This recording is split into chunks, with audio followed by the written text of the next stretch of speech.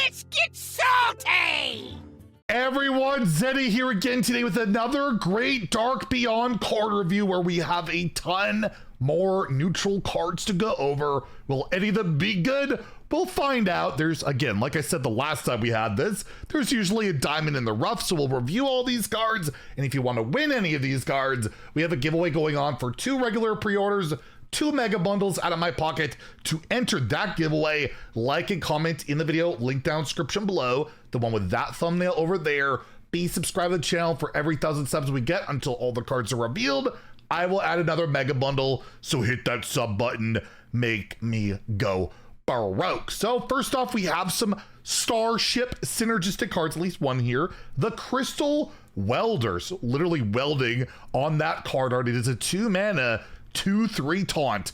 Frostwolf Grunt is crying in a corner. How could they do this to him? Can we buff him already? I think it's been long enough. This has Battle Cry. If you're building a starship, gain +2/+2. So as long as you've had a starship piece die at any point in the game, you got that dormant pod going where you're ready to launch that starship on the board. This will be a 2 mana 4/5 taunt. That's a 2 mana Yeti. So that's pretty good. We'll have to see as we go along how many like cheaper starship pieces there are. For this card to be worth putting in your deck, you're gonna have to reliably be able to play it pretty early on as a big taunt. Because again, stats in Hearthstone are just not impactful enough these days for running a card like this, which is not bad in any way, I would say, for the most part, as long as, of course, you're playing a starship deck.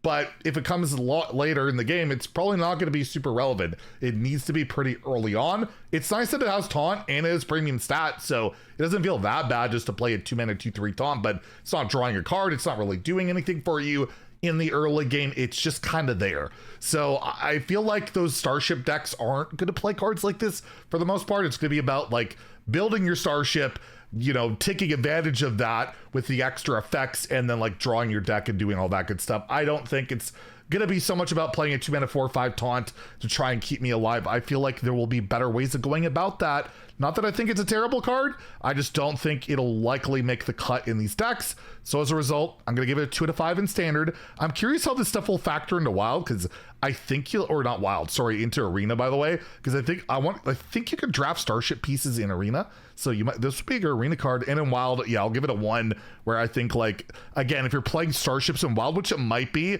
it's definitely gonna be more like combo centric and not I play a welder to try and stay alive against some aggro decks. I don't think that's gonna happen.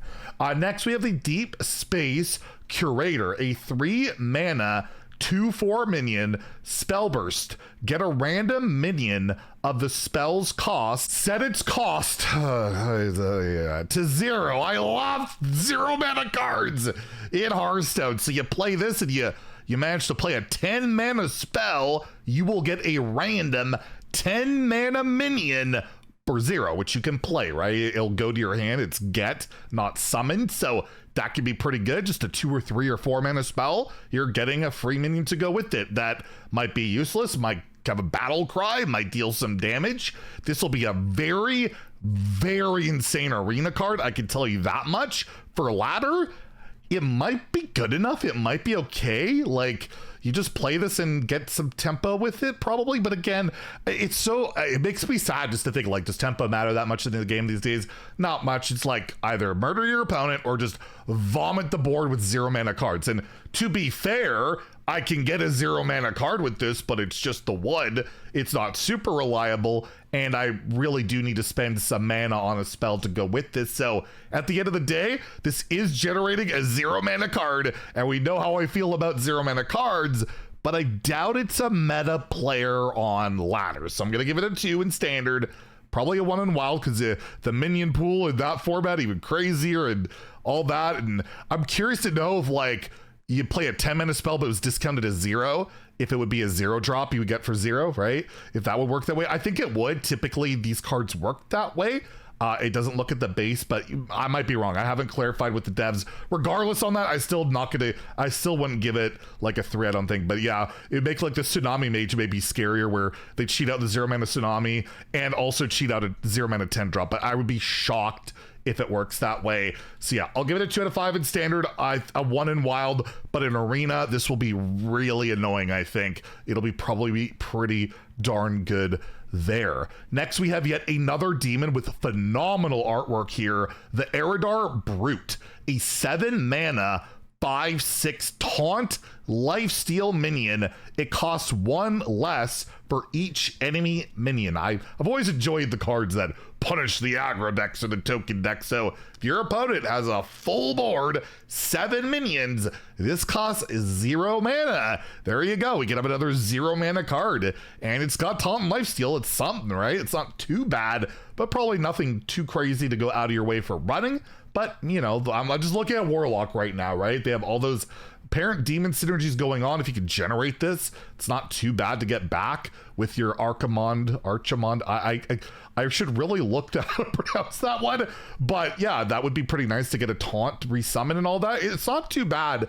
And if it's like a very tokeny meta, there's tons of, you know, like pirate decks out there, this could be like worth playing. It absolutely could be, but there's only so many decks like that. But against the Razzle Dazzler decks of the world, they're usually summoning a bunch of stats, and then you get this out for cheap. So I don't think it makes the cut, but this is really close to me. I'm going to give it a 3 just because I like cards that punish aggro. I just do. I can't help it. I'll give it a 3. It's more realistically like a 2, a fringe card, more of a created by option, but I like the design of it.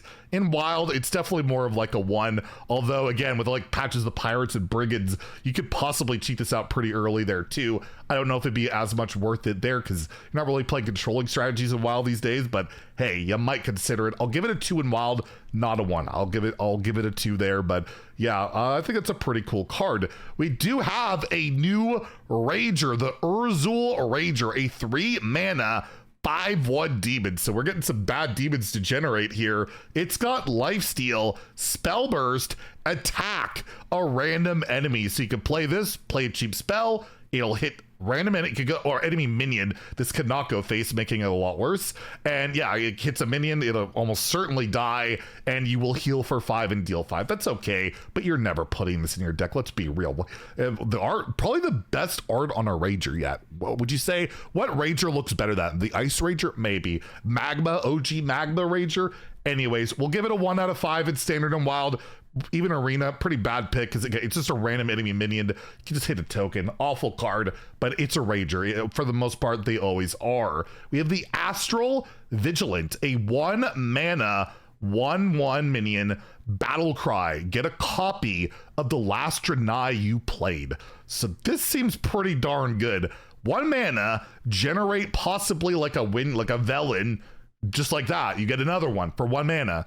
And then if you play that on 8, you can just play the Velen, right? It's not a Draenei itself, so it's not going to like go infinite with Velen or anything like that. But this is absolutely a card that could very well see play depending on what deck you're looking at. If you really want to just get that Draenei again, that can be really darn good. It's based on play too. So if you like happen to summon a Draenei, that doesn't mess with this or anything like that. So I'll give this a 3. I don't know what this goes into, but 1 mana, 1, and plus you just know, like, let's say there's a rogue Draenei strategy. You could Shadow Step this, you could Sonya it, and get it again for 0. So look out, if there's any good Draenei strategy in rogue, they can spam the living crap out of it with this card. Yeah, I'll give it a 3 out of 5 in standard, a 2 out of 5 in wild.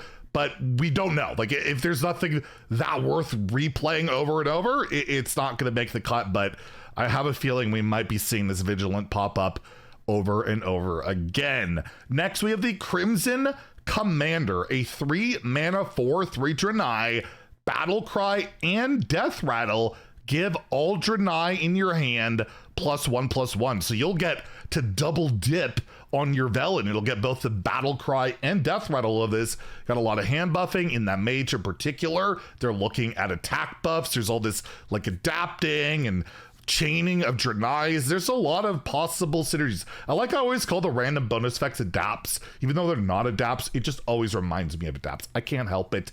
I don't know what this would slot into. It's definitely a weird one. But yeah, with synergies with a lot of different cards, I'll give it a 3. There's a possibility for it to absolutely do some stuff. And yeah, +2/+2 on all your stuff or Draenei in hand. yeah, might be pretty darn relevant and maybe abusable in other ways. So I do think in standard, I'll give it a 3. It's got a shot. In wild, I'll give it a 2. Probably a little bit too slow. I like everything's too slow in wild, but it's just the way things are, man. Next we have, oh my God, such an awesome looking dragon here. The Star Scale Constellar. I don't know. Anyways, it's a 5 mana 4/7 spell burst.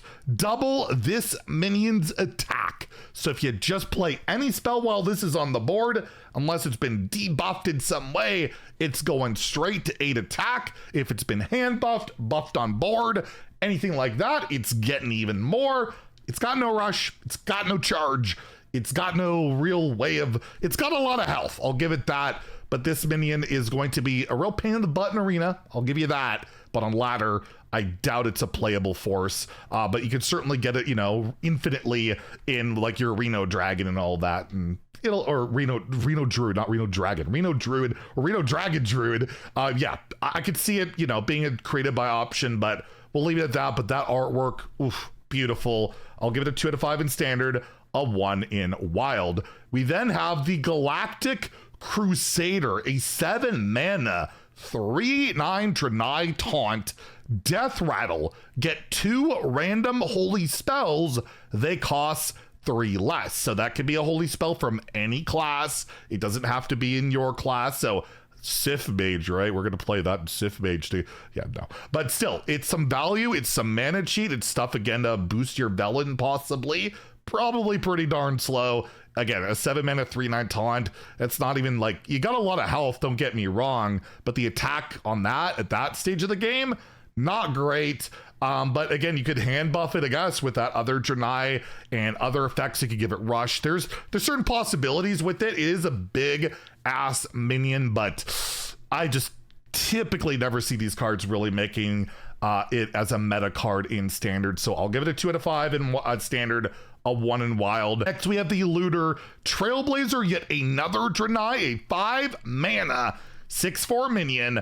Battle cry, set the cost of a random spell in your hand to this minion's cost. And then try and hit like a big spell and discount it. But even then, you could play this with just one big spell, and Big Spell Mage has another thing to get your Tsunami down to like a 5 mana card, which is pretty terrifying considering how good Big Spell Mage is right now, and they're getting all this Draenei support. Maybe we'll get like this Draenei like hybrid Big Spell Mage thing to go with Lutter Trailblazer. Obviously other classes can play this too. It just really stands out, and I think this is a pretty crazy card, to be honest. Like, I could see this seeing play in any class that has big spells.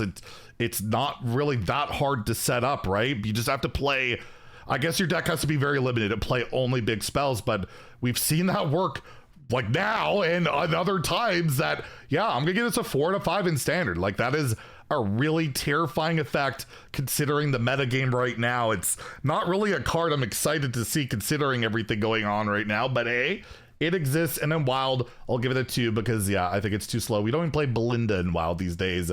It's just not going to happen. In arena, not good either, by the way, because you want to draft a bunch of spells, so you can't really reliably like cheat something with that for the most part. We have the Astro Biologist as our last card here. Yet another Draenei. It is a 2 mana 2/2 battle cry. At the start of your next turn, discover a spell. So that is a pretty unique one. Pretty cheap for this type of effect. Discover a spell in neutral, pretty cheap, right? We usually get it like the 3 mana variety with like Scorpid or Vizier, and now we're getting it as a 2/2 a Draenei, as well as get that spell. I guess if you get it with Velen, the Velen, you won't get that spell until the turn after the Velen has died, right? So something to look out for. These cards typically see play.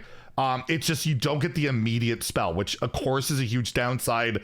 But you play this on 2, do you care? You're not going to play the spell anyways on 2. It's not a big deal, so it doesn't hurt that much. It's just later in the game, it gets worse, right? It's a lot worse as a top deck that I play it and then I got to wait. So that is certainly a very relevant thing, but these cards typically see play, especially with that Draenei tag on it. I think that'll be very relevant. So I'll give it a 3 out of 5. I think this will slot in certain decks in standard for sure over time, especially after rotation. Rotation, discover cards like this get so much better. So like next year, I'm looking at March, this card gets a lot better. So it might pop up more than it will now, possibly. So we'll see how that goes. And in Wild, again, it's way too slow to and not gonna happen. So there you go, a bunch more neutral cards.